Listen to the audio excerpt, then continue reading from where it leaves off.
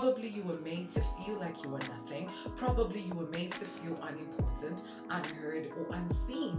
And quite frankly, you believe that you're so easily replaceable in people's lives. And you take it so personally, and now you are saying, the boss is coming at me. He never appreciates me. Oh my God, he's trying to kill and destroy me. When in fact, he is just entitled to his opinion. And most probably, sometimes people who take things personally, they eliminate the reason why people are saying this thing because probably you were performing badly. And your boss is entitled to give you that review, to give you that appraisal, not because they're coming at you.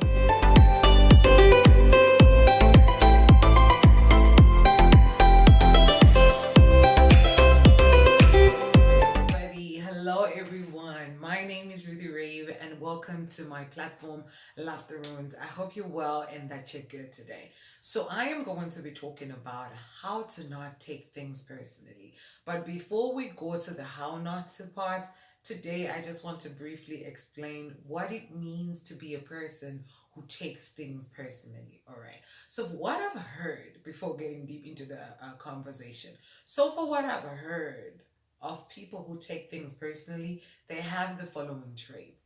Number one, everything is about them.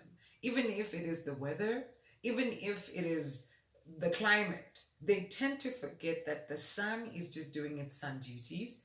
The rain is just doing its rain duties. But you hear them saying something like this: because I had to travel, the rain had to come down. So everything in life is about them. Number two, it's not always in a negative way that they tend to take things personally. They also tend to be people who want to take credit for everything. Let's say, for example, it is a group project. They will be the person who say, it is because of me that this project has worked. Even if in the project and in the creating and making process of the project, they contributed only bad ideas, they'll say something like this: it is because out of my bad ideas, you were inspired to develop good ideas. So thanks to me, everything worked out in the end.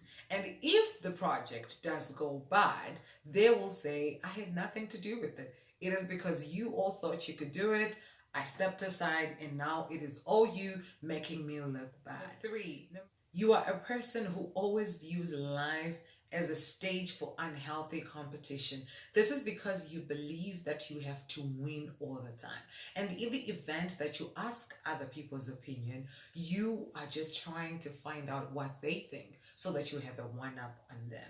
Number four, you value other people's opinion above your own. So they matter more than your own opinion of yourself. You are also a person who is cynical, critical, judgmental. However, you also seek and desire approval of others. You are you low-key sleek in being able to put the blame on other people and insult other people in a very skillful way, but at the same time you desire people to always want to approve of you. You know how to play victim because you never want to take responsibility of your own share of problems that you're causing in other people's lives or whatever it is that is happening, because you are the victim.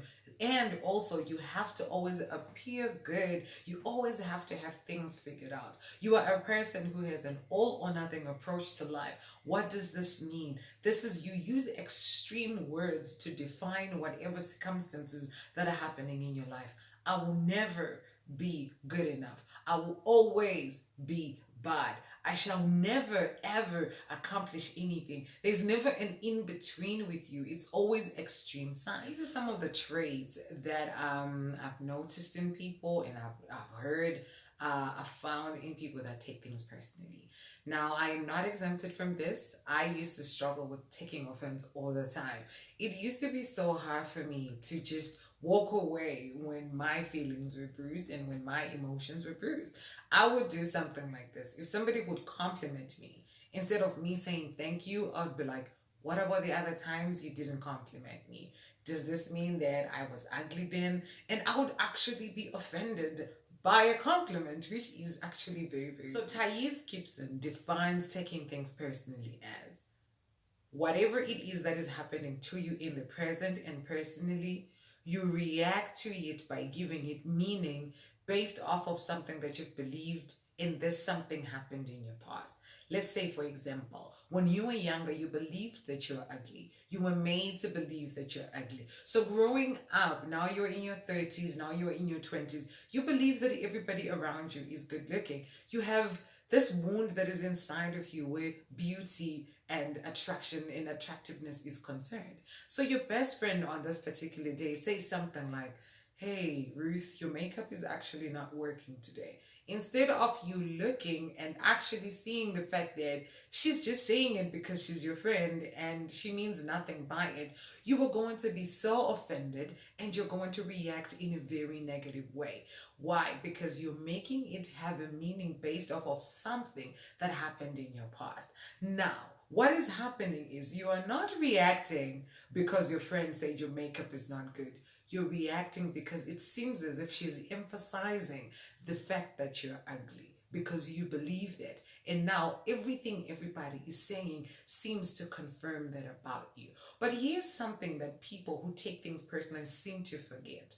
Number one, your best friend is entitled to her own opinion. She can think for herself. She can make comments by herself because she's another human being who has opinions, feelings, and emotions as well. And number two, you also forget the relationship that is between you and the person who supposedly has insulted you, who has supposedly is coming at you, and now you're making everything being blown out of context and being blown out of proportion. Your best friend loves you. She's always there for you. She is your friend. Or maybe this is your mom, this is your dad, and this is your sister.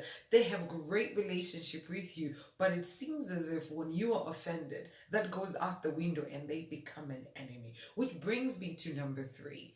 Do you honestly think that people go to bed and plan out their day to just make your life miserable? Do you think that people are so obsessed with you that every single day you think everything has to be about you that is coming out of another person's mouth?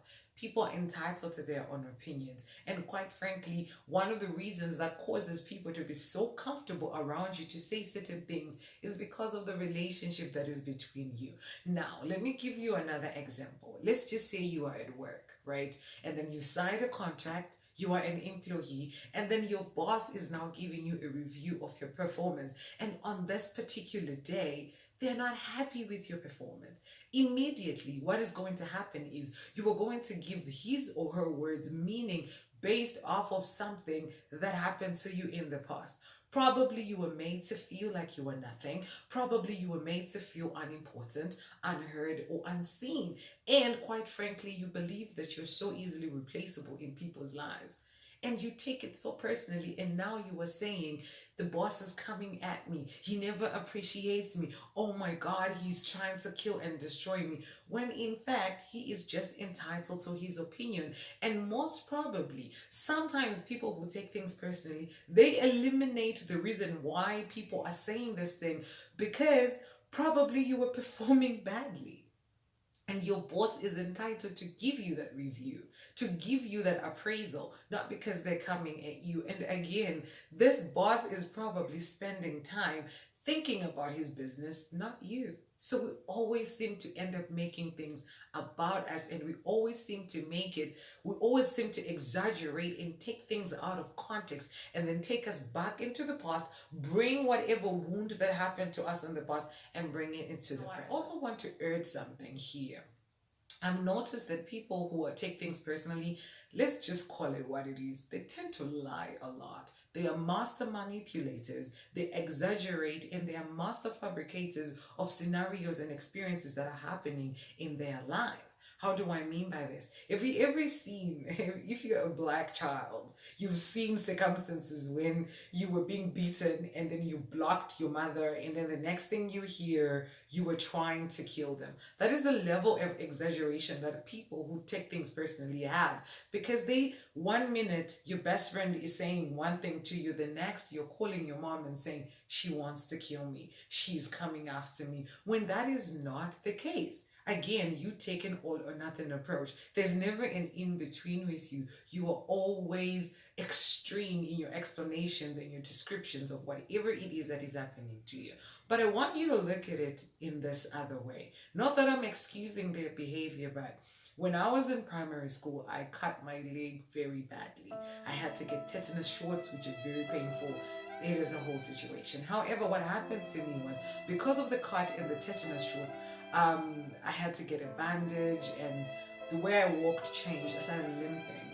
The way I would bathe changed because I had to cover the bandage, the way I would sleep, the way I would even talk, because I was always conscious and aware of the pain. And I would do absolutely anything to protect myself from being further injured. So everything about me began to revolve around the pain in my leg. Yeah. So this is something that people who are wounded on the inside tend to do.